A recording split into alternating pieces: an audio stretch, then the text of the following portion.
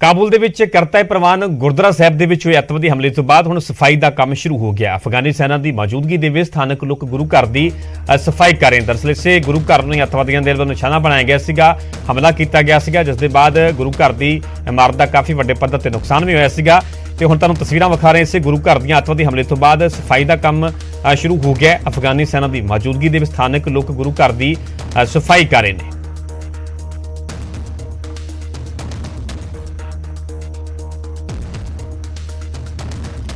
दरअसल यही गुरु घर है काबुल का करताए परिवान, जिथे कि अतवादियों के वालों हमला किया गया सीगा। दरअसल जो क्रॉस फायरिंग हुई सी अफगानी सैनिकों के वालों अतवादियों वालों क्रॉस फायरिंग की गई, तो इस दौरान गुरु घर की इमारत में अग लग गई सी, जिस दे बाद च वड्डे पद्धर ते नुकसान होया सीगा। नुकसान तस्वीरों में भी साफ तौर पर वेख्या जा सकता है। अतवादी हमले तो बाद सफाई का काम शुरू हो गया। अफगानी सेना की मौजूदगी के स्थानक लोग गुरु घर की सफाई कर रहे हैं।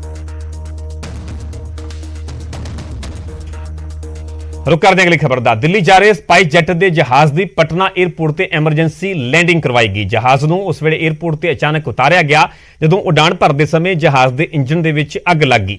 गनीमत रही कि जहाज दे विच सवार सारे यात्री सुरक्षित ने। दरअसल पंछी टकराउंदे नाल फ्लाइट का इंजन सड़ गया सीगा। पटना तो उड़ान भरते ही अग लगी। 22 मिनट तक 185 यात्री हवा दे विच अटके रहे।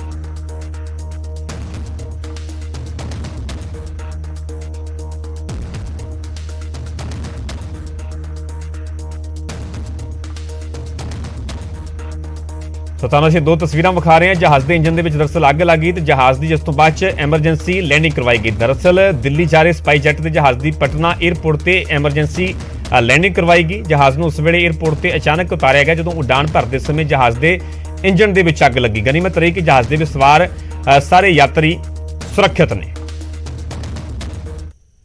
प्लेन टेक ऑफ करते समय प्लेन में आग लगी और हमें स्पार्क दिखाई पड़ा। तो हाँ, हम लोग विंडो सीट पे बैठे हुए थे तो हमें दिखाई पड़ा प्लेन में स्पार्क निकल रहा था। जो इंजन का विंग होता है ना उस साइड, वहां से आग निकल रहा था, मतलब स्पार्क निकल रहा था। हाँ, तो मुझे लग रहा था कि ऐसे तो नहीं होना चाहिए। अभी हम लोग 2022 में है, इतनी टेक्नोलॉजी आगे बढ़ गई, ऐसे तो नहीं होना चाहिए था पहले जैसे होते थे उस समय। तो, लेकिन उस समय थोड़ा सा तो घबराहट तो होती है। जब वापस आप आई तो क्या हुआ? जब वापस आई जब आप लैंड की तो लैंड करने के बाद आपके दिमाग में सबसे पहले क्या है? I just want to thank God कि हम लोग सब लोग ठीक है। बस पटना के जयप्रकाश नारायण इंटरनेशनल एयरपोर्ट से आज स्पाइस जेट का विमान जब टेक ऑफ किया, उसके थोड़ी ही देर बाद विमान के एक इंजन में आग लग गई थी। उसके बाद अफरा तफरी का माहौल हुआ और यह खुशकिस्मती रही 185 जो पैसेंजर्स थे उनकी कि विमान को सुरक्षित लैंड करा लिया गया। और अब जो आधिकारिक बयान आ गया है उससे यह माना जा रहा है कि बर्ड हिट्स की वजह से, यानी एक बार फिर से बर्ड हिट्स की घटना पटना एयरपोर्ट के लिए अभिशाप साबित हुई है और इस बर्ड हिट्स की वजह से आग लगी थी।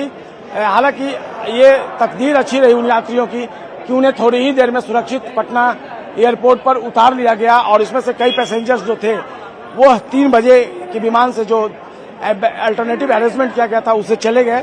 कई जो पैसेंजर्स थे उन्होंने अपनी यात्रा जो है रद्द कर दी है। अब इस पर कई तरह के सवाल इसलिए खड़े हो रहे हैं कि बर्ड हिट्स की यह कोई पहली घटना नहीं है।